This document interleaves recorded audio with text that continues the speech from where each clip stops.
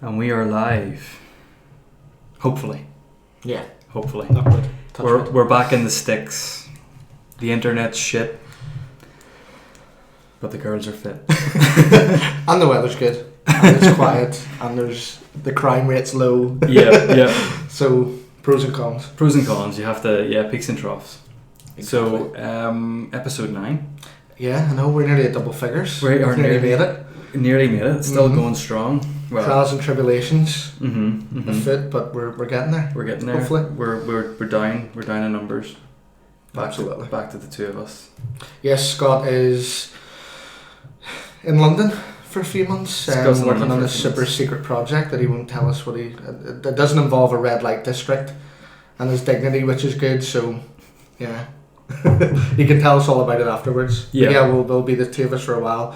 I haven't quite figured out how we're going to get him involved, but well, if we lived in a civilized place, we could probably stream him in, like Skype him in or something, or Google Hangout. But just phone him and set the phone down. Dial a disc. Yeah, I know, exactly. So what have we got today? Well, there wasn't. It's more quality over quantity news-wise. So there's a couple of big, interesting stories, gaming-wise, and then what we're going to do is have a spoiler-free review of Alien Covenant, which I watched last night. So it's still fresh. I haven't seen it. Mm-hmm. Were you a fan of Prometheus? It took me to watch it the second time. I was because obviously, and it's well documented, the kind of a bit heavy, weighted down by the dialogue and a lot of the technical terms, but upon second viewing, I don't think it's as bad as what a lot of people make it out to be. I enjoyed it. It was a good basis, but we'll get into more of it later on. I enjoyed it. Yeah. You did like it. Yeah, you did. Yeah. We were a fan. So it'll be interesting to see what you think of it, because if you weren't dying about the first one, you weren't over the top of the first one. I mean, a lot of people went into this really hating Prometheus and maybe skewed their view on it a little bit, but I kind of went into it without any real expectations, good or bad. So that was a good way to go into it. Awesome. That's the big topic of the week, is it? Mm-hmm. It is indeed, yeah. Well, let's get through the other. Right into it. Okay, good stuff. It's actually bad news. I mean, the sun's shining. It's a Sunday. We liked our wee Sunday session last time. We did, but it's bad news this week on the gaming front. So, firstly and arguably the biggest news of the week is the Mass Effect franchise is on ice, which is a really polite way of saying it's been binned. It's screwed. Not surprising at all. One of the biggest mistakes I think I've made in recent memory is dropping $64.99 on a digital deluxe edition of that game. Now, my wife does know, so I'm not kind of keeping it under wraps. But yeah, it's not my finest hour. I have to say. Did you? I remember a few weeks ago you tweeted or you something about you weren't going to play it until it patched it. Mm-hmm. Have they patched it? It's been patched twice and I still haven't played it again. So has that ship sailed? I don't know, and I do want to give it another bash, but there's just, and I think it was almost unfair going from a game like Horizon to that, because Horizon, even if you think it's just not a great game, a good game, technological kind of advances on that game as far as the amount of polish, graphics, story, animation, it's just streaks ahead, and it was so difficult to go back to a game like that. But to me, there's no excuses. EA are maybe the biggest publisher in the world. I mean, FIFA alone has meant that they have cash reserves that most other companies, be it gaming or otherwise, would absolutely give their left ball for. You know what I mean? There's no excuses for them to not give a studio the time and the resources needed to make sure that every single game is, if it's good, if it's bad, it works. And that didn't work, but 2 patches. One actually came out this week. The patch notes are huge, which is never a good sign. I mean, balancing cutscenes, things like disappearing characters, dialogue not working correct. They're they're really just putting so many band-aids on that game at the minute. But at this moment, I don't know whether I'll get back to it. I would like to, but I just don't know. Is there going to be DLC? There isn't there? I don't know. Really? I don't know anymore. Really? I mean, bad? well, so basically... Did the deluxe edition not provide you with the DLC? No. Oh, okay. No. So what did it provide you with? I almost don't want to say because it's so embarrassing. I mean, basically, it gave you multiplayer bonuses, and I've played it once. It gave you some guns and some outfits which are useless within like 10 hours. So, I mean, I've just made a balls. I've made a complete balls of the whole situation. So, every dog has their day, and that was not my day. Right. Well, jeez, what was I going to say there? I'm just going to slide under the table out of view here. Before you touch on the news, the sort of the finer details of it. Yeah. Where do we know where it went wrong? I mean, we sort of talked about it we talked about it many episodes ago, and I sort of made it akin to it's not like they didn't have the time. It's almost like one of those things where you've got an essay to hand in and you leave it till 2 weeks before you're due to hand it in, rather than when you've had 2 years and you just rush and where did it go wrong? It's one of these things whereby further down the line I would love to see pull the curtain back and really get to the meat and bones of that whole development process. Similar to something like Destiny, I think it was very much a case where it was plagued by issues from very early on. This studio, it was their first foray into taking the reins of a big project like this. But basically, I think we'll touch on a wee bit more because the actual news kind of sets the scene and exactly what happened. So basically, Kotaku broke the story and reported this week that, as they put it, the Mass Effect franchise has been put on ice. And for the moment, after a very divisive and disappointing reception to Mass Effect Andromeda, and also sales expectedly weren't as good as Mass Effect 3, the franchise has basically been put on hold. So the future of the franchise is not it's not anywhere really yet. I mean, it's just in limbo. It's uncertain. So it's good news. So basically, the developer BioWare Montreal, it's not led to layoffs. Basically, they've been distributed amongst other studios and will now act as support to other studios in the BioWare stable, according to some of Kotaku's sources. So that, I mean, they are on point with things like this.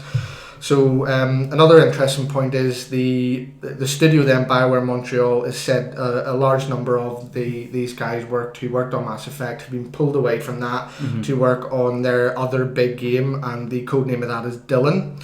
So it's the working title and codename of BioWare's next new big IP, which is scheduled for release in 2019. Not a lot's been said or is known about it, but basically the whispers are that it's a hybrid between RPG and MMO. They've taken a lot of inspiration from something like Destiny, and also games from Bethesda Game Studios. It's not expected to be at E3, but I've written here that they'll maybe try and wash away Andromeda's bad taste teaser or something, by a logo, something to kind of divert the attention. Studio director Yannick Roy, and this quote is from Polygon.com. So our teams at BioWare and across EA put in tremendous effort bringing Mass Effect Andromeda to players around the world. And he then goes on to say that even as BioWare continues to focus on the Mass Effect Andromeda community live service, we are constantly looking at how we're prepared to the next experiences we will create. And he went on to say that there'll be much more to come from BioWare in the years ahead. To me, that's basically, we will try and get this game up to snuff, and after that, that ship is sailed. So, yeah. Good news is there that no one's losing their job, which is good, but... Is it good? Well, from the point of view of them, they still have a job. What I mean is that, and you see this quite a lot with in the gaming industry, there just seems to be no accountability. True. Absolutely, a game tanks. They just drop it like a stone and nobody seems to... I mean, even if the studio goes bust, all those guys just move into other studios. There just doesn't seem to be any kind of accountability, and maybe that's part of the problem, why games like this are being released and are a shambles, and, you know... I don't know. Yeah, no, you're right, and people do tend to point towards the publisher on things like this, and I think with EA, and why people are so hard on them is because they're seen as kind of the big bad wolf. They're so rich, they're so brazen in their anti-consumer philosophies of DLC, paid content, microtransactions, pre-order bonuses that, you know, they've bent people over a table for so long that they've got the money there, and as I said, it's been plagued by development problems, and this team, I think, bit off more than they could chew, which is a shame, but I think it just happens. It's like, you know, if someone told me to paint a picture that's going to be worth $10 million, I couldn't do it. As much as I'd want to, I just don't have the talent to do it. So I think maybe, as you say, time is maybe a factor. It shouldn't have come out when it came out. There's no way, there's no excuses to release a product like that. But that was obviously EA putting the squeeze on. You've seen it with Titanfall, a game which critically, almost the opposite of Mass Effect, that was critically acclaimed, and they just completely threw that under the bus. That had a franchise with great potential, and now it's in limbo as well. So they do, as you say, they do have a lot to answer for, and there does need to be accountability. I think that things like this. Yeah, I mean, I feel really bad for Titanfall. So do I think one of the main reasons why I feel bad for Titanfall is because it was attempting to do something different. You know, the DLC was going to be free. Was that always going to be the case, or was that? I think fairly early on. Was that a decision made whenever they thought that it might not do? No, I think well, that's a good point. Actually, maybe it was just prior to launch when maybe they seen the pre-order. You know, the pre-order figures weren't that high, and I think it did get some backlash in the demo due to some balancing issues, and it maybe wasn't the player base and interest they wanted, and they just said, well, look. But yeah, I don't know, but maybe it was not as far back as maybe what I think it was. Yeah, but anyway, the DLC was free, and they always seem to be quite supportive of their fans and their gamer base, and it's just a shame. The audience, yeah. Yeah, it's a shame. I don't know. I don't think there will be a Titanfall 3, to be honest. I'd be surprised. You know, it's such a shame, but I don't know. So yeah, and do you know what it is? So as well, I mean, Mass Effect, given obviously everyone says about the ending, but like it or not, I mean, it was one of the best games and best franchises and stories of the last generation. Mass Effect should be up there on a pedestal alongside your big titles and big games. And I mean, it was their first start item. They were lucky in the way they did it. The whole saying, you only get one first impression. This was their very rare opportunity to have a second one. If you understand, you know, and literally in a new galaxy, a new story, a new beginning, and they've just missed the mark, and that's now put the whole franchise in jeopardy. Do you think? This is going to sound like an Xbox fanboy thing to say, but do you think that whenever things go multi-platform, the expectation's greater or something? What I mean is that look at how successful Mass Effect was on the Xbox, and it was because it was an Xbox exclusive. Look at how successful Titanfall 1 was because it was an Xbox exclusive.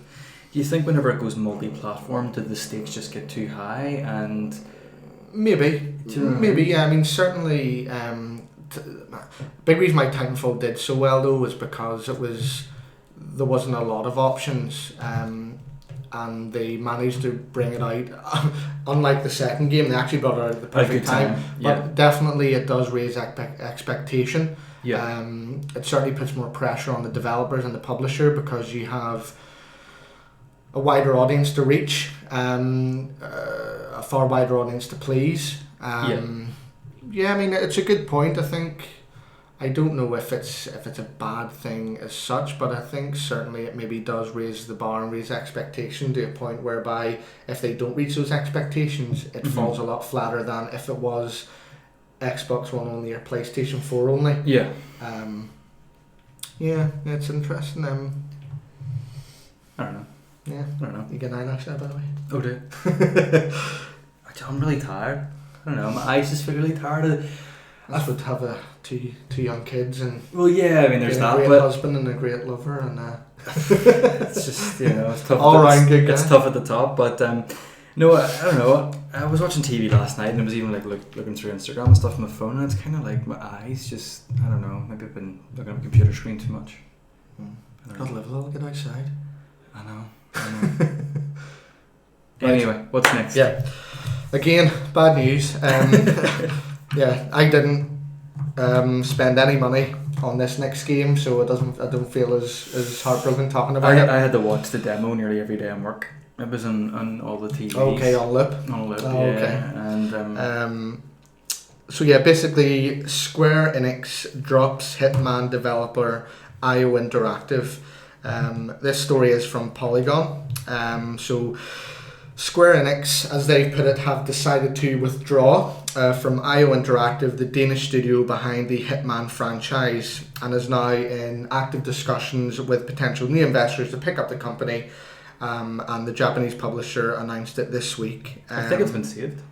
Has it been saved now? Hitman, I think so. Okay, do you want to... maybe... Sure, I'll try and... Yeah, actually give it a... I did read today and I wasn't sure if they said they were still actively looking for I don't know, sure, continue with yeah, your okay, music, cool. I'll try and yeah, no, find sweet. So yeah, basically Square released a brief statement. You can find it online on Polygon as well, alongside their earnings report from 2017 fiscal year.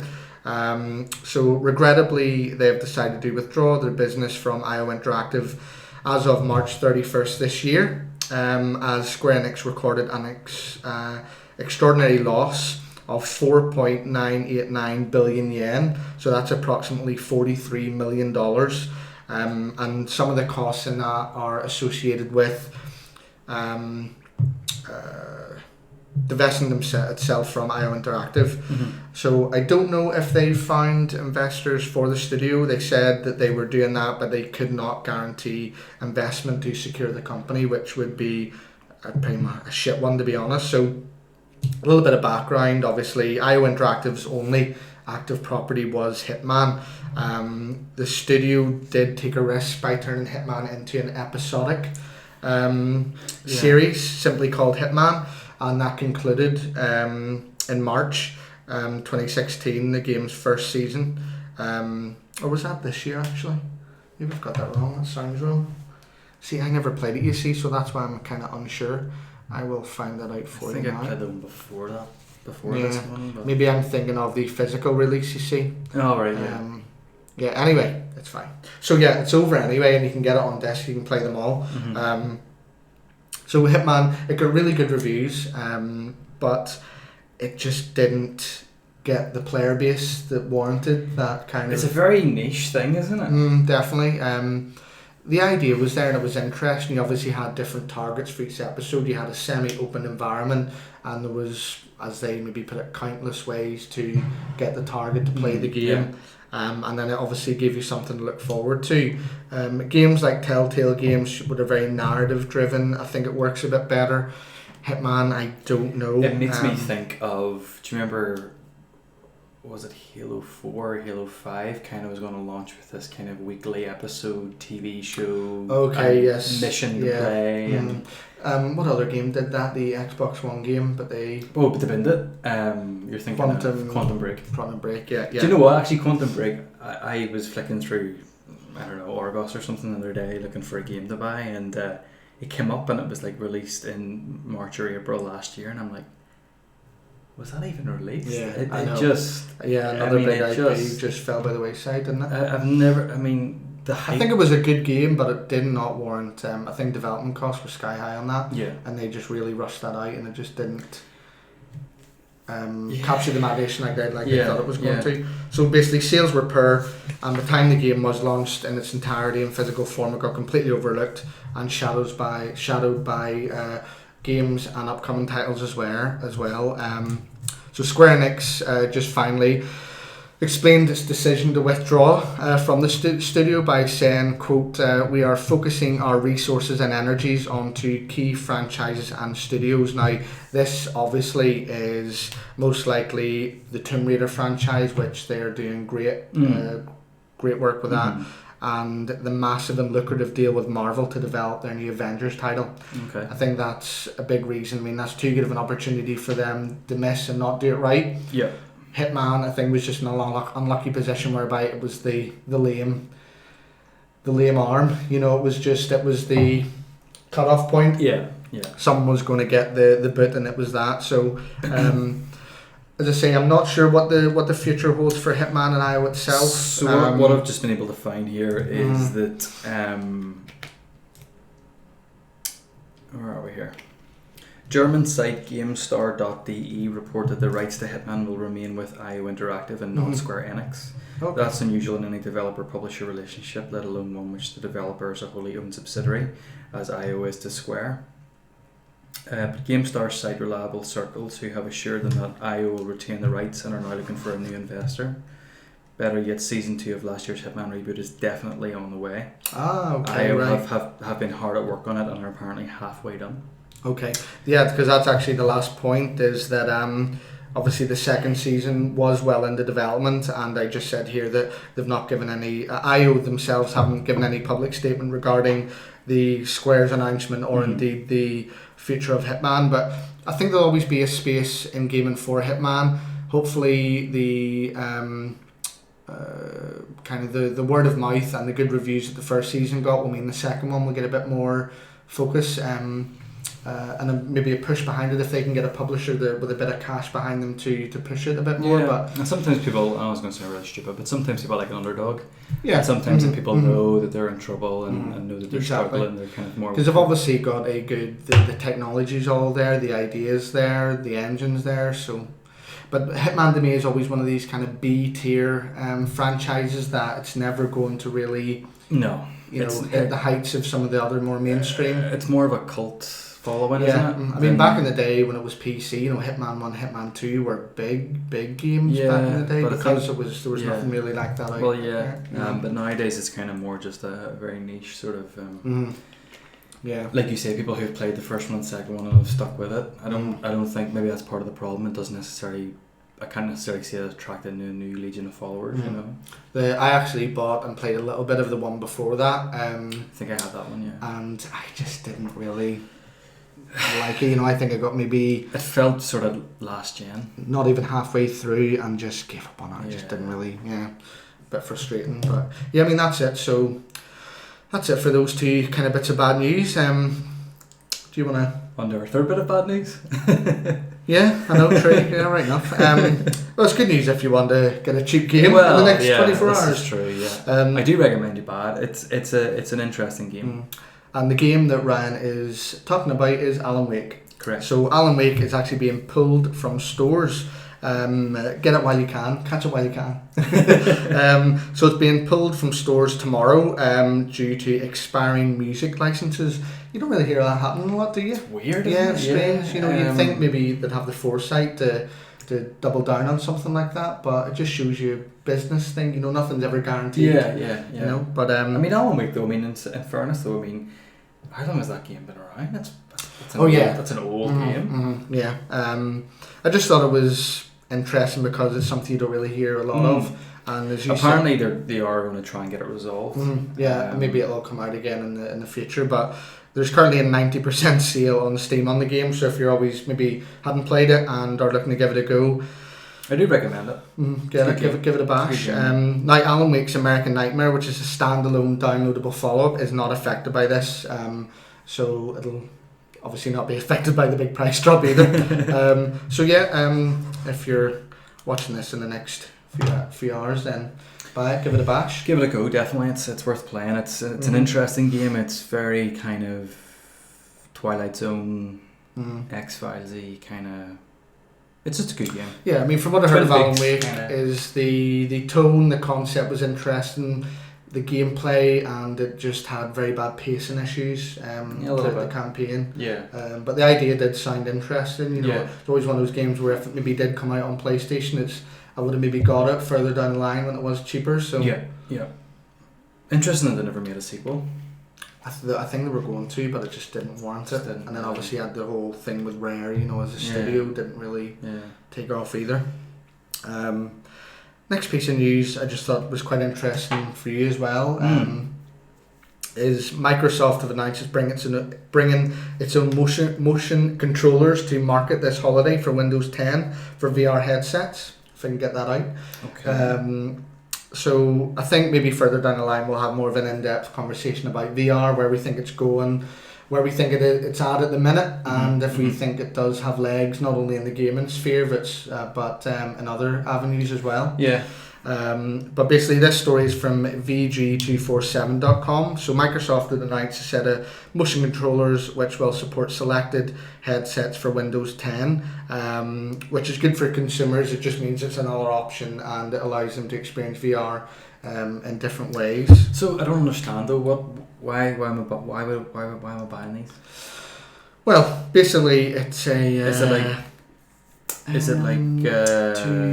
about and touch things? And no, play? but like the Oculus Rift not come with their own motion controllers? Is that no, right? I think it's basically another option, and it works. I mean, the HTC Vive obviously comes with its own controllers. Yeah, yeah. Well, I don't know if it's I don't know if it's kind of to go against that, or whether it's just that this can work on other headsets, so it widens the spectrum, so you can use this with other. What about headsets? What about HoloLens? What about Microsoft's VR headset? It doesn't work with that, which is weird. Yeah. So it was announced at the Build Developer Conference. They do look actually good, and I think they look actually a lot more user friendly than some of the other ones, such as the Vive. It includes a touchpad, grip buttons, and the trigger looks really good. According to CNET, the motion controllers will not work with HoloLens. Instead, they are a needed replacement to the Xbox controller used with existing demos of Windows and mixed reality headsets. So yeah, kind of answer your question, it's instead of using the Xbox controller, and this one can be used with other headsets as well, instead of being, obviously straddled to one. Do you know what I mean? So in October last year, Microsoft announced $299 virtual reality headsets that will be used with its partners, including Acer, Asus, Dell, Hewlett Packard, and Lenovo. So it's kind of Microsoft's way of giving people a more, what's the word I'm looking for? A better VR experience without the need of a controller. Okay. So this will be a lot more like the Vive, where it's actual... Yeah, they're VR headsets you can move. Yeah, exactly. Yeah. I only read about that this morning, so I kind of answered your own question there when we were kind of... It just, I don't know, it's a bit of a weird... I don't know. Maybe it's not weird. Maybe I'm just... obviously, my feelings on VR are obviously quite negative, so maybe I'm just looking at it through a... No, I think it's just really Microsoft are in a weird space where HoloLens does look cool, but it's more like a VR Lite, and it's going in a different direction to other, like your Oculus, like your PlayStation VR, like your HTC Vive, but they're all obviously keeping their avenues open and providing peripherals so that they're thought about within that sphere. Do you know what I mean? They're providing the instruments needed to have those experiences as well. Some may see it as a good thing because they're not jumping in 2 feet. I think they're maybe taking a step back and saying, we'll see how this works out. Yeah. And then we'll let other companies maybe take the lead on it before we go full in with it. Even though you've got the HoloLens, but as I've said, it's a bit of a different kind of experience. It's more of an augmented reality, isn't it, really, than virtual reality. But yeah, I think this is just basically them throwing their hat into the ring, giving consumers a better experience, and obviously allowing them to experience that with other headsets, so they're not obviously tied down to just one or two options. Because obviously the PC as well, people will try these things first. We'll obviously do an episode on VR and sort of what we think about it.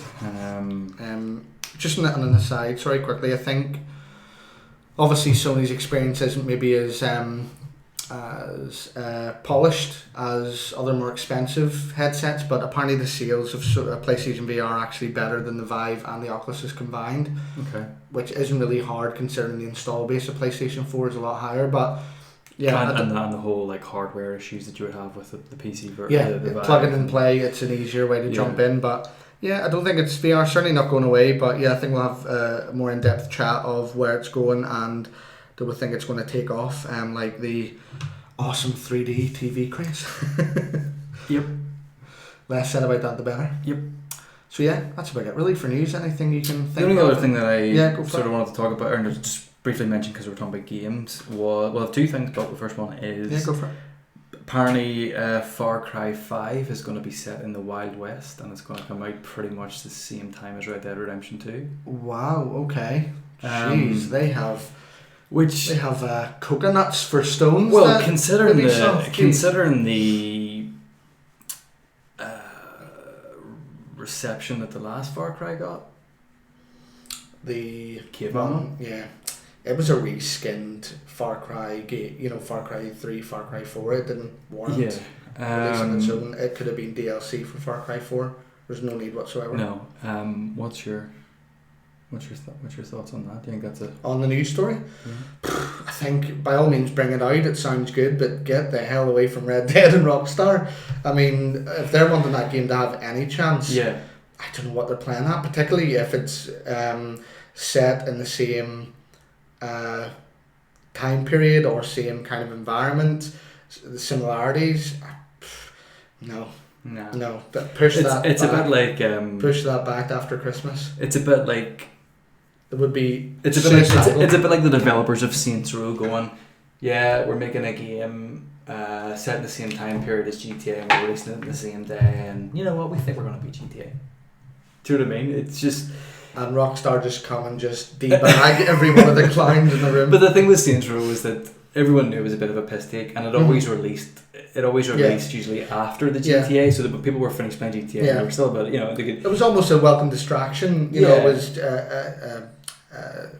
an arse about game. Well, what I'm saying is they knew their place. Exactly, it was a GTA light. Yeah, GTA's dicky annoying little brother. Yeah, that was good to arse about. But just the fact that this is maybe going to go not necessarily head to head, but certainly in and around the same kind of time. Where did you read that, by the way? Where's that from? I can't remember. Kind of murmurs. It was murmuring, yeah, okay. And just weird. Strange. Yeah, I mean, that would be stupid. I can't see it. No, I can't see it. I did read though that they were planning to bring. I did read somewhere that there was murmurs that Far Cry the next Far Cry wasn't going to be in the Wild West. It was actually going to be more of a sequel to Far Cry 3 and Vass, the really good villain. That game was somehow going to come back. He was the performance was great. He was a really interesting villain, really cool antagonist. So that's what I read. I haven't heard that, but I mean, if that's the case, then I don't know what they're playing at, to be honest. Give up. Go home. Exactly. So what's your other one, or is that? The other one was just going to say something we just briefly mentioned to you before the stream started, was just today's gaming news has been very negative. Is that indicative of the games industry at the minute? I mean, I don't want to say gaming's dying. That's not the case. And people say that about photography, and it really pisses me off all the time because it's bullshit. And so I don't want to make kind of just throwaway comments like that. Yeah, exactly. But is it maybe needing to redefine itself? Is it maybe going through a kind of transition? Is it maybe... Here's what I mean. Whenever Halo, was it Halo 5, Halo 5 or Halo 4? Halo 4, was it that they were going to release the film with? It was going to be the weekly episodes, all that kind of thing. Was that Halo 4? I think it was. Anyway, around about that time period, it was kind of this big talk about basically the game was going to take over movies, and it was just going to be the most popular kind of media and all that. Has it kind of fallen back a wee bit? Do you think? Has it has the bubble kind of burst a wee bit? I don't know. It's weird because for every Mass Effect and Hitman story you have, 2017 is actually shaping up to be one of the strongest gaming years in recent memory. You have games like Horizon Zero Dawn, Zelda, Mario Kart, and games to come as well, that the quality has been just through the roof and stronger than, certainly maybe a stronger half a year than what I've seen in recent memory. So gaming is in a very strong space. What I do think though is the quality, kind of mid-tier development is dead and mid-tier publishers are dead. We've seen that with THQ. So you went into a gaming store and you had a choice of maybe 10 games. 3 of them were 9 out of 10s. The other few were maybe 6, 7 out of 10s. Whereas now you have a space that's occupied by top-tier developers and games of really, really high quality. and the mid-tier is going, it's dying out. So publishers, we've seen it here with BioWare, we've seen it with Square Enix. They're diverting all of their resources into the very, very high end of the IPs that they have and they own. I think it's less of a scattergun approach, if that makes sense. Well, I think Colin Moriarty mentioned it a few months ago in a video that I remember watching, and I think he's right. I think it's maybe there's just too many games. There's too many games at the minute. Yeah, well, that's the other thing. Places like Steam are absolutely overwhelmed with just pure dross and crap. The PlayStation Network is filled with. I mean, who does the vetting over there? But I mean, even like I just mean like there's even too many games that there's just not enough money to go around to I mean, Dishonored 2. Okay, you could argue about the release date of it, you could argue about the positioning of it whenever it was released, but ultimately that game, I bought the first one, I wanted to buy the first one, I thought it was good, nothing made me want to buy the second one, I didn't hear anything about it, I didn't really care about it. Critically acclaimed, just was never going to do overly well. Yeah, exactly, it was in a strange space, but no, I think gaming's in a very strong place. I think you've seen that every time a console generation comes around, the same will be said of Scorpio. Why are they pumping money into this? Console gaming's dying. It's not. It's stronger than it's ever been. Xbox One, people say that's doing badly, but it's sold great. PS4 has been a fantastic success. Nintendo Switch has been a rising success as well, and it's really saved Nintendo's skin. I mean, they needed a success, so console gaming, home gaming is in a strong spot. I do think though that as you say, they need to take a little bit more care of where they're diverting the funds. And another way, I mean, some of these companies in spaces such as Steam and PSN, I mean, some of the games are just pure garbage. I mean, I've all respect in the world. I mean, I couldn't make a game, but at the same time, they're using just recycled assets, stealing other people's ideas, stealing other people's art, putting it out there, trying to make a quick buck, and screwing people over. Do you think we're just, perhaps another way of putting it, or another way of phrasing it, and it's something that we've kind of alluded to before, do you think we're just maybe in a transition period where a lot of game franchises are just dying out and new ones are coming in? Yeah. We're reading kind of like we're reading Hitman, Mass Effect, the old guard, Gears of War. They don't have the same relevance. I think it's just we're in that kind of transition period. I think that's indicative of kind of gamers in general. We're at an age now, and I spoke about this a few episodes ago on my feelings towards Halo and Gears of War. I didn't have an Xbox 360, but there was times where everyone was playing these games and I really felt left out. They absolutely dominated the social space, online play, just the gaming landscape in general back then. I mean, that was perfect games at perfect time. I think people are a bit more educated now. I think people are getting older now. We're the first generation that our whole lives have been filled with gaming consoles. There's no other generation that gaming has been such an important aspect of our lives and as popular culture. So I think it's gamers have become smarter, a bit more mature. People are expecting more from them games. People are expecting more from narrative in games, better, wider array of experiences.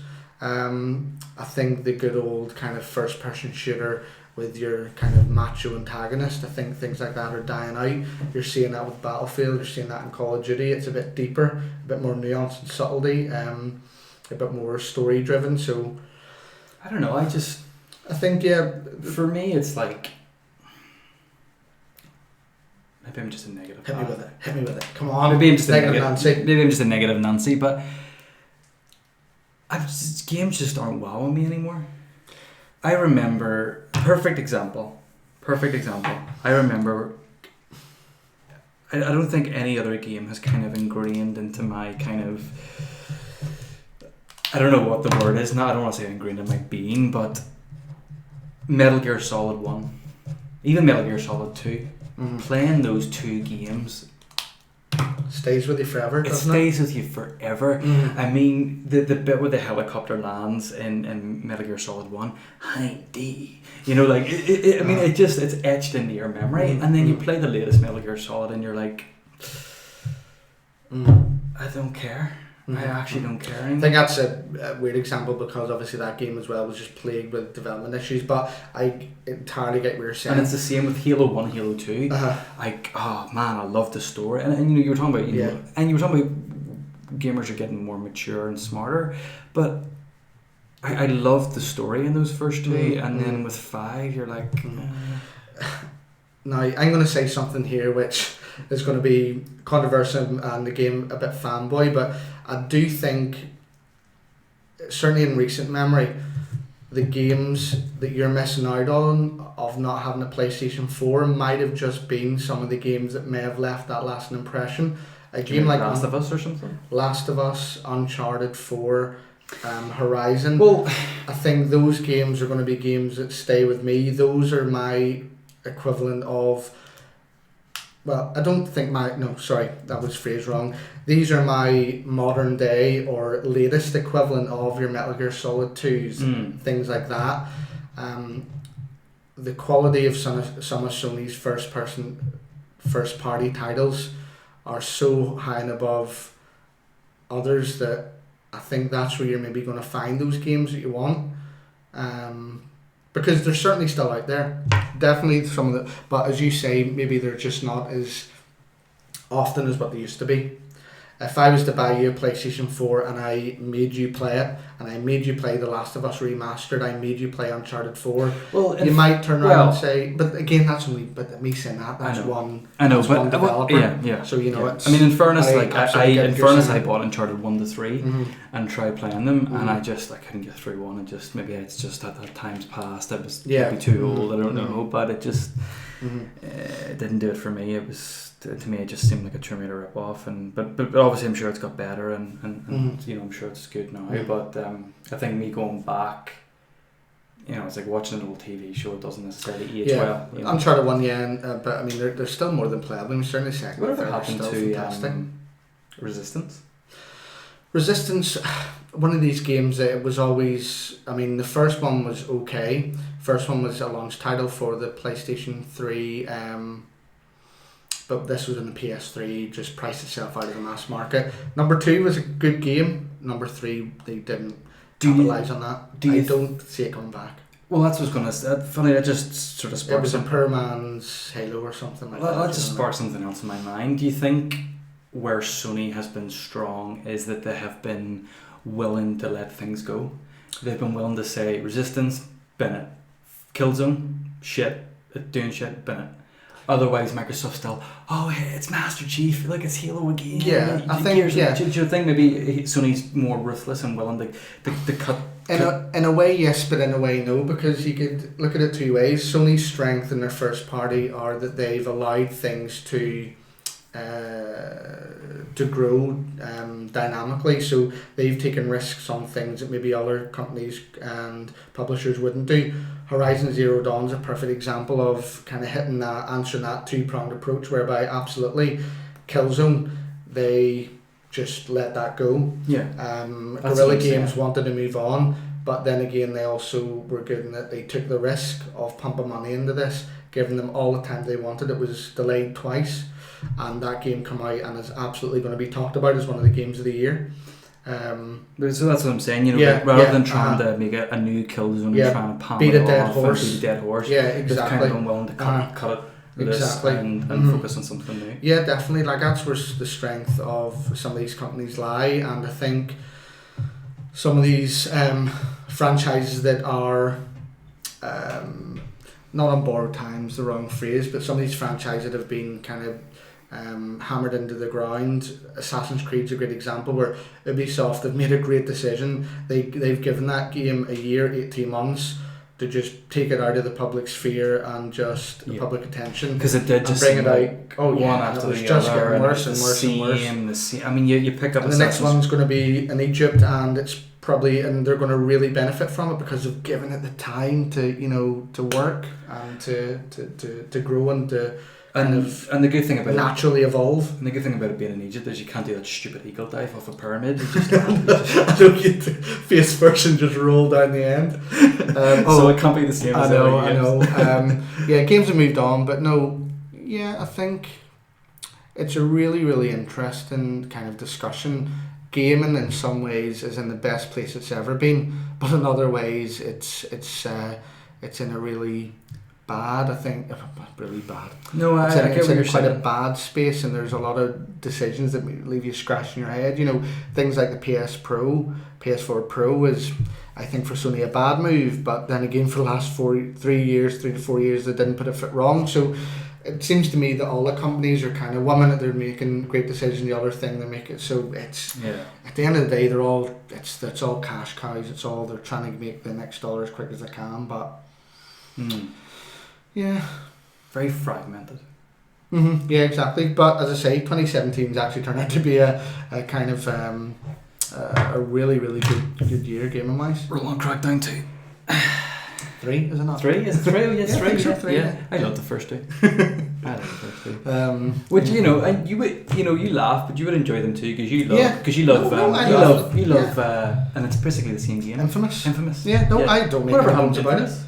Infamous Second Son came out. It was a great game. It was a good game. PS4. Yeah. That studio, Sucker Punch, they are working on a new IP. No one knows what it is yet. That's what everyone thinks that they're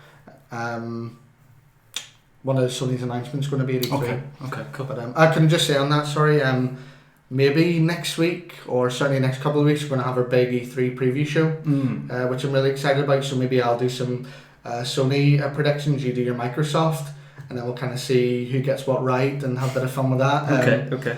So yeah, but that's maybe going to be one of mine, but we'll have to wait and see. The tension and excitement's killing me. So yeah, brilliant. So yeah, I think that's really it. That was actually a really good discussion. That was a good point you made. Cool. Good stuff. Topic of the show. So, yes, here we go. And my belly. It's not a. So yeah, topic of the show: a spoiler-free review of Alien Covenant. I watched it last night. Don't know how I'm going to go about this. I've basically written it like I'd write a review almost for a website or something. So I've made some points, and then what I've done is I've gone through the good, and then we can maybe have a wee chat about it, and I'll go through the bad and kind of get a. Actually, we'll need to maybe think of some sort of weird review kind of score or something. You know, Ryan's rating or. Some sort of star rating or something. We'll need to really something marketable, something you can put on a T-shirt or a mug or something. You know, we need to really think about that. Yeah, you mean. Yeah, we're nearly 10 episodes in. We need to start thinking about these things. We do. But anyway, so I don't know. Maybe if I'll give it a score or whatever. So, Alien Covenant. Then it's a sequel to Prometheus and a prequel to Alien. Is it a direct sequel? To Prometheus? Yes. Oh, absolutely. Definitely. It is. Yes, absolutely it is. Directed by Ridley Scott. If you don't know who it is, then you are an idiot. So I've got a brief synopsis, but I mean the trailers, everyone knows enough about it. So basically it follows the crew of a colonization and exhibition ship called Covenant. Its members are on its way to explore and colonize an uncharted planet. And on the way, they're lured to what they believe to be a paradise and actually a better site for a new home. And on that planet, they find Michael Fassbender's character, David, who's obviously the only survivor of the doomed Prometheus exhibition. So it is a direct sequel. He's the only survivor of the doomed Prometheus exhibition? Okay. So he's the only guy that didn't get... Okay. Because obviously I've seen... Or is he? You see, that's what I mean. It's spoiler free. Okay. Yeah, so, and obviously things go expectedly awry and south as an alien life form parasite infects and terrorizes the crew. Just playing loud music and being all these... Flies into people's ears and shit, and it's got to come out somewhere. So I'm going to get the good stuff out of the way, and as I've said, I've kind of written it down in points. So this is a good alien movie. That's where I stand, and that's kind of where I position myself. As I said, I went into this with almost no expectation. I went into it not believing, not thinking it was going to be good, or thinking it was going to be any better or worse than Prometheus. Just on an aside, Scott, he's in London, he's seen it. He really didn't think too much about it. He linked me to an interesting article that was a bit hard on it. And Scott doesn't really strike me though as a big Alien fan. Full stop. Yeah. I don't know. I've never really talked about it with him, but Do you know what I mean? Yeah, Scott though, it's weird. Scott, he's just kind of likes everything and anything, which is a good thing. Yeah, obviously well, he knows what yeah, he's speaking about, but I know what you mean. He's not really either or. What I'm saying is, like, if you didn't like the original Alien 4, the 4 original Alien films, you're probably not. No, I think he does like them. Yeah, I mean, I was going to say I had them on DVD, but Scott ever had every film on DVD, so he'll probably watch it. So yeah, and his dad's it deals with some of the frustrations of Prometheus, which is a good thing, and while it raises new questions about the universe that Ridley Scott is building, unlike Prometheus, it has satisfying, if somewhat underwhelming and cliched answers to those questions. Okay. So it's definitely a more satisfying experience than Prometheus, and a welcome addition to the franchise for fans. It looks great. Ridley Scott, gorgeous film. Visually, it's really strong. Ridley Scott's strength, one of his strengths are his world building. So he provides a grounded yet undeniable sci-fi tapestry of alien vistas, unsettling colour palettes, isolated claustrophobic interiors and tension. So obviously he gets both kind of right. So it's a really nice film to look at indoors, outdoors. It's nothing looks out of place. In other words, it's the framing is really, really good as well. It feels right. Yeah, exactly. So the whole film juxtaposes a mechanical, cold, wet, metal, human industry and engineering and science. Have you just had the thesaurus out while you've been writing this? I thought I'd try and go a bit more like your Ryan's Rand. I thought I'd go a bit more scripted with this. Do you know what I mean? And provide people a bit more. Yeah, go for it. So yeah, and you've read it now, like so it juxtaposes that with a raw, living, breathing, biological, otherworldly alien setting. So it's always a conflict, but that's with every alien film, and that's what it does really, really well. As I say, his strength has always been in world building, and Covenant's a perfect example of this. But it's a much more focused experience. It's a lot more of a enclosed story and satisfying story than what Prometheus was. And the audience are the biggest beneficiary of that focus. Okay. So it's really a film that you're not as annoyed at the end as you were with Prometheus, because you were it just threw up so many questions and just didn't really answer any of them. Do you know what I mean? Whereas this is, if you didn't know anything about the alien films, even Prometheus, you do get a gist of what it's about, and you would walk away from it being like, okay, I get more of an understanding, and the kind of book is closed on that chapter of that story, which is good. I mean, sorry to interrupt you, but no, go ahead. Just one thing I would say is that I enjoyed Prometheus. Mm-hmm. I didn't really have the same issues that many people had with it, and I kind of felt that Prometheus really was the first chapter in this long lineage, and I think the kind of example that I give with you was, it's kind of like a Batman Begins. It's kind of, it's not going to be an amazing film, but it's needed to set the tone. It's needed to set the background. It's a foundation. It's a foundation. Before you build the rest of the house. So that was kind of always my understanding watching it, that it was a foundation. I give it the benefit of the doubt, exactly, which a lot of people did, and it definitely builds on it. What I really liked about it is it goes back to more its horror roots. We should have had the engineer. Oh yes, out in your shed, the engineer guy. Oh, darn it! It's like last week. We should really plan this better. Remember, I should have had the demo on the TV. But bear with us. We'll get these things right eventually. Say we're just trying to get the sound right here at the minute. So if that works, we're cool. All the bells and whistles will come later on. So it builds a lot more tension. There's a lot more jump scares, which is good. To me, that's what Alien needs to be. It needs to have that horror element. It needs to have those grotesque, gory moments. And it does have its own scene and sequence similar to the chest bursting sequence. Okay. It's a lot more visceral, a lot more graphic. In this film, a lot more blood and gore. And finally, the performances are strong, which is good. The whole crew kind of has their own kind of moments to shine. Well, not shine, but kind of, they're diverse enough to kind of... And they all, whenever, obviously it's an alien film, people are going to die in horrific ways, and when that happens, you do feel, it does hit you. Okay. You not like you're crying every time, but there's enough there that it's not a footnote. Yes, you care about it. You care enough about the crew. Yeah, so Michael Fassbender and Catherine Waterstone, the female lead, are the standouts. You do care about them. Can I just ask a question? Only because I've read it somewhere else, and I don't think it's necessarily a spoiler. We have 2 Michael Fassbenders in the film. I don't want to say. Okay. Yeah, I don't want to say. But he's really good. He's really cool. good, and it's such a weird performance, like the first one. And say it wasn't until I really watched Prometheus second time round. David's amazing. Yeah. In the first. And I'll get into it anyway. Okay. But some of his dialogue is incredibly bad, but some of it's incredibly good. So he does fantastically well with what he has to work with script wise. So yeah.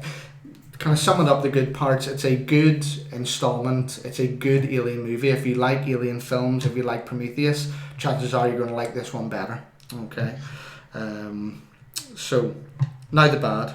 Okay. Now, I liked it, but I wish I liked it more. Okay. That's my overriding feeling. So, it almost feels like a bait and switch. In a way. So it feels as though Ridley Scott has said something along the lines of, okay, now I've promised everyone a really good Alien film, almost Alien 2017, and for the first kind of hour of the film he delivers mostly on that promise, but you get to a shift in tone and a shift of the act, and he says, okay, I've got a lot more guff and a lot more information to give you. But you're Strap yourself in. This is Prometheus 2 now. Okay? And now, some people like you may like that. Yeah. To me, it kind of just felt as though the rug was pulled underneath me a little bit. And that goes into the fact that Alien Covenant is a good movie and a better movie when it's not trying to be Prometheus 2, and it gets caught in some of the traps of the prior entry gets caught. It's get caught dumbed down by. Okay, so because that kind of leads on to the point that I was wanting to make. Do you think we're asking too much? I mean, Alien 1, Aliens they were very simple films. Yes, they alluded to a bigger picture and a bigger kind of story, but it was never really explained in the same way that Prometheus has tried to explain it. And is that kind of the problem, that instead of trying to just be an alien film where basically we've got a bunch of Marines on a planet on a base and something's loose and it's killing everybody and they have to try and kill it, end of story. They're trying to kind of always allude back to this bigger kind of canon. I mean, all the part to him, as I say, he's trying to build a backstory and a world and a universe that these characters and these creatures exist now. And again, I'm going to get into it in this, but it's a good and a bad, okay, and I do respect him for that, but yeah, I'll just get into it now because I'm kind of going to answer it. Yeah, so my biggest issue with the film is that, I mean, the script is poor. The script is poor, the dialogue's poor. It's interesting you say that, but you care about the characters? Well, I care about them. A big reason why is because they're husband and wives on the ship. So whenever something happens, you really empathise with them. So these aren't it's sort not of so much something of singletons. It's not like Big Brother on a ship. Exactly, yeah. It's that's more of the and the performance. So the characters, what they have to work with, and occasion they do pull it off. But the script is really what holds this film back, and perhaps the biggest issue. Now, Mark Kermode, obviously everyone knows who he is, great film buff, film reviewer, his show on the radio, touched on a certain point in the film in his review, and I completely agree with it. And I was kind of like, oh yeah, when I seen it, when I watched it. So there's a certain character in the film that points out and literally says, there's so much here that doesn't make sense, and ironically it's true. Sometimes there's so much, it's not so much about the world or things in that world that don't make sense. It's more the way the characters and the film try to explain it. Right, okay. It gets lost in translation. The dialogue at times, it's awful. It's difficult to listen to, and they just don't talk the way real people talk. Okay. It's difficult to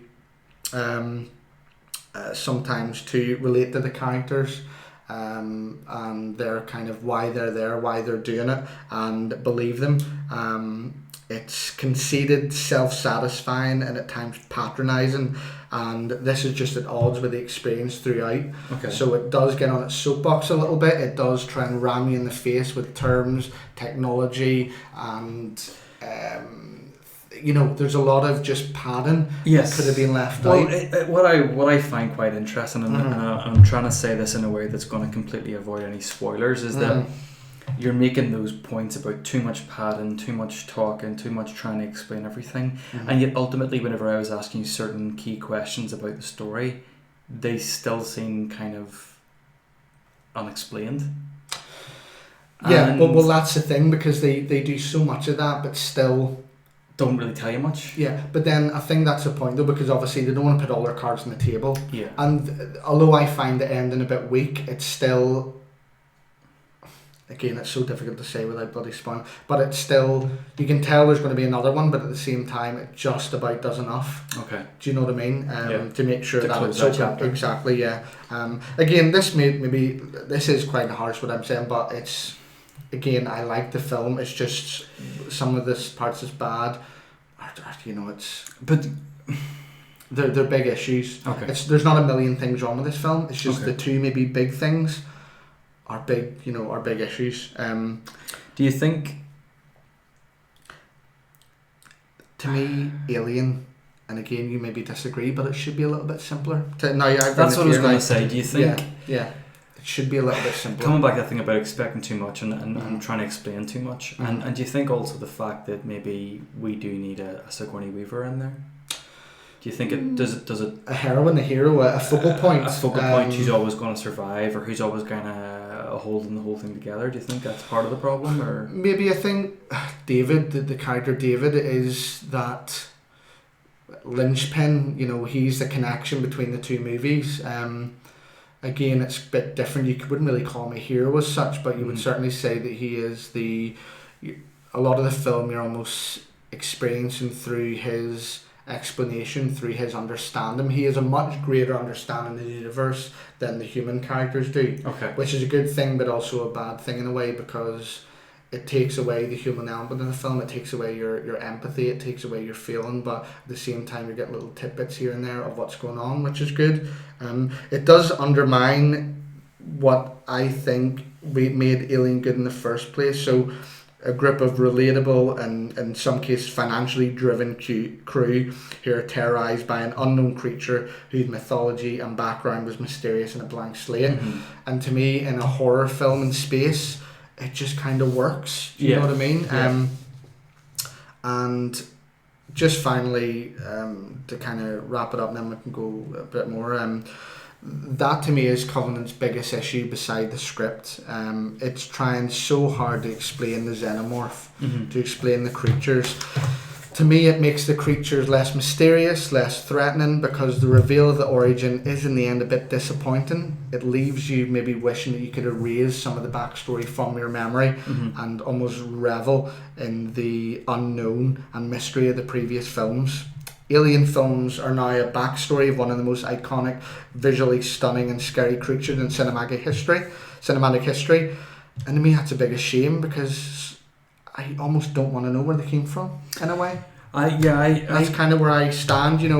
Some things are maybe left alone in certain ways, but yeah, it's a tough one, because it's a really tough one, because if they just made sort of rehashes of Alien and Aliens, then everyone would be like, oh, this is just like a reboot of an old film. It's a fine balance of hollow and going too far into the mythology. I think what really they should have maybe done was made it simpler, with maybe a new or different story, but made it simpler, like you say, kind of harken back to that aliens mentality of just this sort of mercenary crew, hunted, and then maybe a whole series of books or comics or something that for the diehard fans explains the Wayland Industries, explains the xenomorphs, explains the engineers in much more detail. But for the average moviegoer, exactly, that is. But then the argument is, and that's a thing. But in saying that, sorry to interrupt you. Go ahead. That's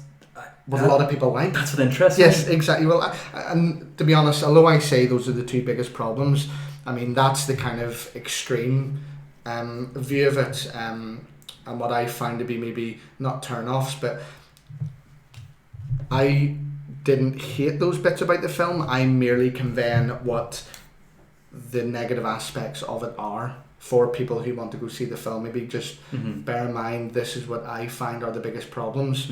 But again, I'm not on the extreme side of the fence where I think it absolutely ruins it. I'm a bit like you, and it's such a fine line of I want to know and learn about the universe, but at the same time it does ruin it a little bit. But then the argument is, well, you can't, there's just no way of having the sweet spot there. Do you know what I mean? There's no way of, and I really respect Ridley Scott actually for making these films and trying to do it. And I see when it's all said and done, I liked it, and I would like to watch it again. And it's definitely, in my view, a better film and a far more satisfying experience, as I said, than Prometheus in my eyes. But I'm like you. I think almost Prometheus needed to be made for this film to feel like that. Yeah. So I would say it's definitely worth a trip to the cinema to see. It's definitely worth a watch. But there is a lot of padding, and as I say, the third act, the big reveal, the kind of explanation they provide is a bit underwhelming. But it's definitely worth a watch. Yeah. What are we going to use as a scale? Fingers, stars. I know. We need to get that. We do. Anyway, if anybody has a recommendation for a scale, exactly. Please let us know. Scale. Part of me kind of. How do I say this? I don't know. It's kind of like history repeating itself with the other Alien films, in that.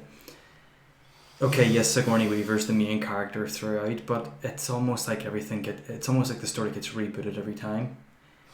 It's a new crew, a new story, a new alien to kill, sort of bat you over the and head, it doesn't really kind of progress.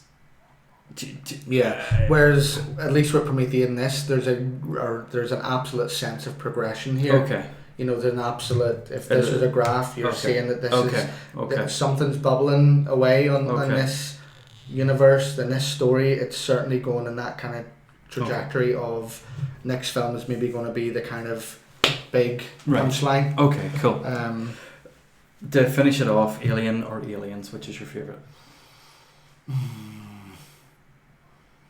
I'll not even talk about Resurrection. Aliens. Okay. Aliens. Interesting. Partly because Aliens. Right. Yeah. Just think it's just a bit more of a better watch. A bit more of a better watch. Yeah. A bit more going on. Yeah. Growing up, I would have always said Aliens, but now I don't know. I'm older. I don't know. Alien. Okay. Want to fight about it? Good stuff. So yeah, worth a watch. Before we get on to recommendations, just one final thing, just when we're talking about this universe, which is often we're often told. What is our place, Ryan? What is our place? Episode 10. What is our place in the universe? Sorry, go ahead. Well, what I was going to say was often it's alluded that the Alien universe is the same universe as the Blade Runner universe. And I'm just going to ask, what was your impressions on the latest Blade Runner trailer? Yes. True. I thought it was good. Now, good as in a good trailer, and it was bloody gorgeous to look at. I mean, some of those scenes, some of those shots, some of the colours, it was popping. It was really, really good to look at. Has it made me any more excited to see it? No. It's probably. I'll be honest with you. I was really disappointed with it. No. Sorry, go ahead. I for all my reservations about it's not a remake, but for all my reservations about making a sequel to such an iconic film, especially after so long. Yes. I was really on board with the first one. The first trailer. The first trailer. Yes. I actually did really like it, and I liked the tone of it. I liked I could get behind Ryan Gosling. I think. He could be a new Decker, it kind of worked. But this new one, the tone just seems completely wrong and completely different. There seems to be too many characters. I really don't want to see Jared Leto's face again. Really? I'm sick of looking at him lately, okay. and you know, he kind of almost looks like he's sort of playing that Jokery type character, that he's a wee bit kind of unhinged, and I think he does have. Sorry, go ahead. No, go ahead. No, just touching on Jared Leto, I think Batista. Why is Batista in it? Jared Leto does have that kind of look, you know, he does fit in that universe, I think, you know, just as the way he looks, you know, and the hair and stuff, to me, you know, he does look as though he fits in with that. I understand what you're saying though, and yeah, Dave Batista, I just think it's such a removal though from his Guardians character, and obviously it's, a lot of people find it difficult taking him away from the wrestling, you know, it took The Rock so long, Dwayne Johnson so long to be removed from that. Blade Runner 1, not only was there not a great amount of characters, which kind of made it more focused in and kind of more, you cared more about certain characters and stuff, but there was almost this kind of like, it was very reserved, and each character was very reserved in a way, and it was almost this, because then you were wondering who is a replicant, is that right? Is that the right word? Well, the Blades were, Blade was the name for the, I don't know, anyway, for the androids, anyway, I think it was called Replicant. It was Replicant, it's been so long. I think the last time I watched that film was at uni. You know, it's like 7-8 years ago. But anyway, first year uni. Sorry, go ahead. Because you were always kind of wondering who is and who isn't, and I don't know, I just... There's so much, what I hope, because Blade Runner is one of these films, it's like a bloody onion. There's so much going on, and there's so much to, it's such a well done film, and it's, I mean, the themes that are still relevant today, I just hope the next one is as deep as that, and they're not just going with Harrison Ford, Ryan Gosling, good looking, you know, hero from the last one. I hope it's got the heart, and I hope it's got the depth.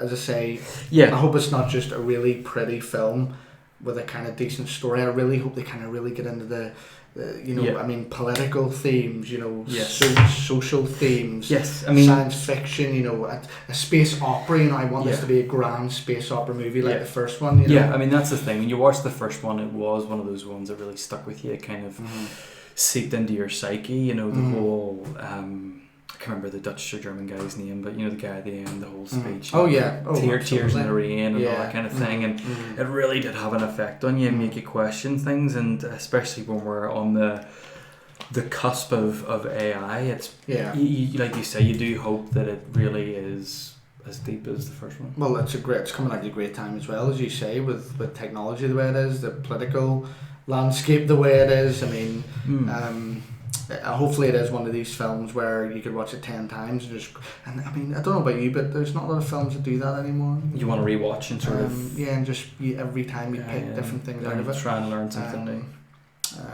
But yeah, as I say, it was a nice trailer. It was nice. A terrible word. Nice. It was a lovely trailer to look at. Has it made me more excited about the film?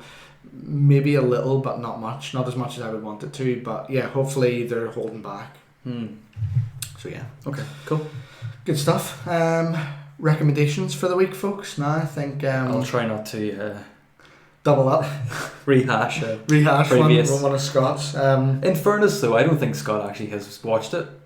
From last week whenever I was talking to him about it, I don't think he, although he recommended it, I don't think he actually watched it. Really? I thought he did. Did he? I think I'm just trying to redeem yourself, yeah. I've got a bit of kind of light-hearted, funny one for the week. That's good, because I've got a dark one. Oh, good. Oh man, we're bouncing off each other here today, aren't we? I'm going to recommend Rick and Morty on Netflix. You haven't seen it? It's a animated show, you've probably heard of it, about a mad scientist and his grandson. Going mad for it. It's kind of like this generation's Family Guy. Do I want to say Family Guy? Maybe. Certainly one of these shows that it's got a really, it had a cult following. That's what I mean. This generation's Family Guy, South Park, that kind of, you know. Dan Harmon, I believe, is the creator. And for the life of me, I knew this was going to happen. And the way down in the car was like, I need to remember the guy's name. He does the voice. He does both, really. I mean, fantastic. You wouldn't have known. Wow, it's so different. But basically, kind of in the alien theme. It's sci-fi. It's fantastical adventure. Basically, this granddad lives with his family, and him and his grandson Morty go on these great adventures and the parallel universes, Is weird it sort and of like wonderful Adventure Time? characters. A bit so far. It's very colourful. Really, really out there. Cookie. But again, I'm actually watching it again for the second time just because it's one of these shows that you can. There's so much going on that there's so much you can pick up on. Okay. Lots of like little references and things. Yeah, exactly. Yeah, oh yeah. Popular culture references everywhere. Kind of narrative thread running throughout. But I mean, see, to be honest, you don't even watch it for that. It's you watch it for the laughs. You watch it for just the creatures, the adventures, just some of the jokes. It's really, really good animated show. The third season is actually happening at the minute. I don't know if they have a release schedule for it, but I think, and again I might be wrong, apologies, but I think it might be the last one. I think they've said they are going to end it kind of while it's on top, while it's really good. Wise but move. it's on Netflix at the minute. 2 seasons, so there's definitely enough to keep you going for a few weeks. It's just, you can sit down and watch it, have a laugh. You can rewatch it though if you're wanting to delve a bit more into the kind of characters. There's literally articles online going into what some of these characters mean, but how much of that's true I don't know. But yeah, worth it. It's a laugh. It's a good show. Definitely worth like a half hour of your time every night and stuff. Cool. Hit me. What's yours? My recommendation this week is a documentary. Mm-hmm. I do love my documentaries. You do. I do. I just I'm like a sponge. Exactly. I just want to get as much information as possible and learn. Here's me watching Rick and Morty. I like cartoons. And so it's just recently come on to Netflix. I think it may have been a Netflix produced documentary, but it's already been sort of tipped as one of the documentaries of the years, and it's called Casting JonBenet. Okay. So, just to give you a bit of background, JonBenet was this kind of pageant queen. Not necessarily, I don't know how she like one of these little pageant girls get dressed up in the wigs and the makeup and the cowboy outfit. Yeah, I know the story. Yeah, you know the story. And obviously found dead in her home, and the mum and dad were never convicted or never arrested or anything with regards to the murder, but a lot of suspicion and a lot of kind of a lot of suspicion on them and sort of like a real... it was a massive story. I'm really interested in that story, so it's funny you say that because I was always going to watch this. But. So basically it's a kind of, I don't even want to say it is a documentary, but it's not really. Mm-hmm. What they've done is they have hired a bunch of people from the local area and brought them in for like a casting session to play the mum, the dad, the daughter, the police. From where they're from? I think it was in Boulder, Colorado that this happened. Mm-hmm. And so they basically then in that area sent out a kind of thing of come along to this casting session to play JonBenet's dad, JonBenet's mum. Okay. Getting in. It's proper awkward. It's proper kind of.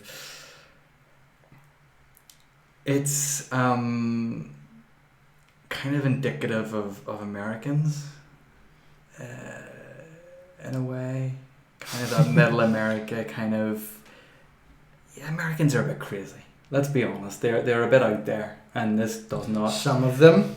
And this does. Some of them are great, wonderful, intelligent people who give us some of the best things on earth. I'm not denying that they're wonderful people, but they are a bit out there. Mm-hmm. And this does nothing to kind of hamper that. Curtail that kind of thought.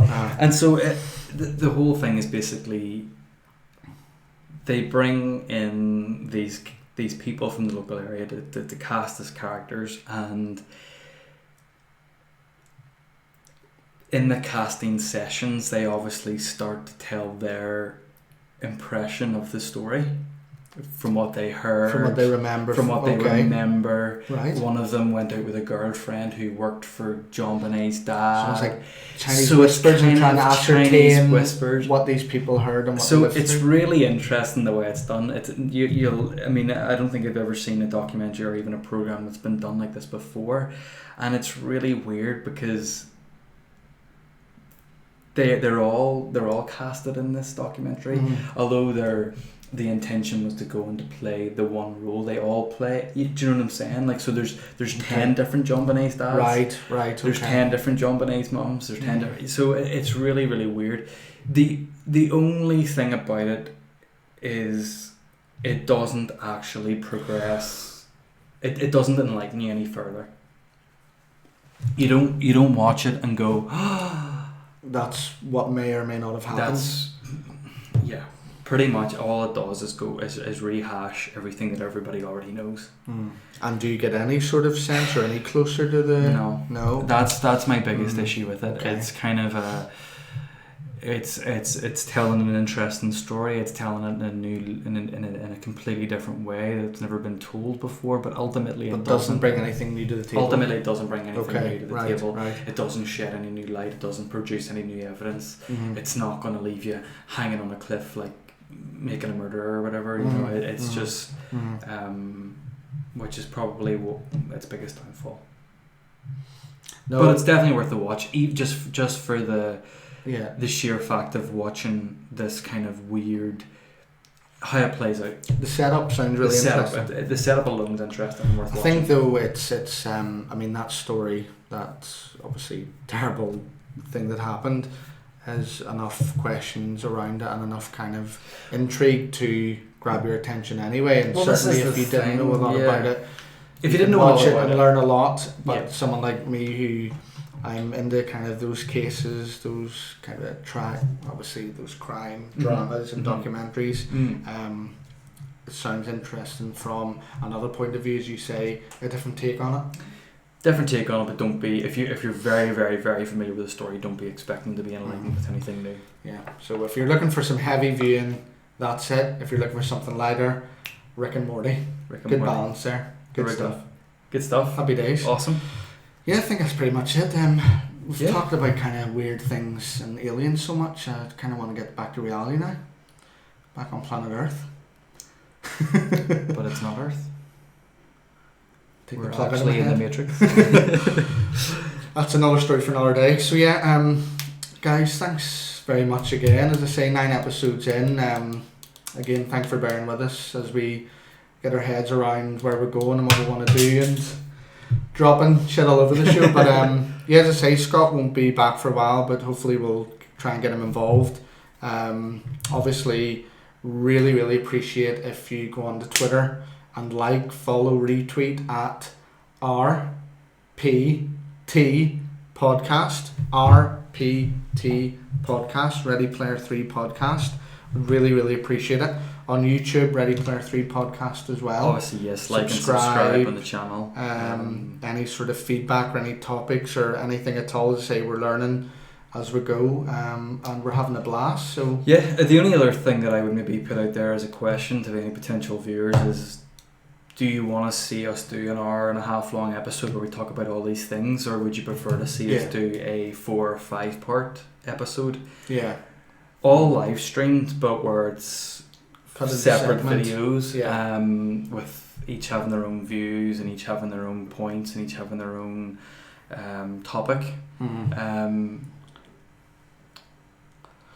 We're kind of there's something that we maybe want to do. There's pros and cons to both. Yeah, there's things we're looking into, as I say, making more use out of maybe content, gameplay, trailers, as I say. But what we want to double down on is making sure that the streaming works, that the videos are watchable, that the sound works, things like that. And then once we have the engine, once we have the foundation there, then we'll start moving into different things. But we've got a couple of things planned. As I say, maybe going into some different things with, Destiny 2 reveal this week. So we'll announce. We'll go on Twitter or Facebook and we'll kind of announce anything we're planning coming up. But no, anyone that watches it, we really, really appreciate it. As I say, we're working hard and see what happens. So next one's number 10. So see you then.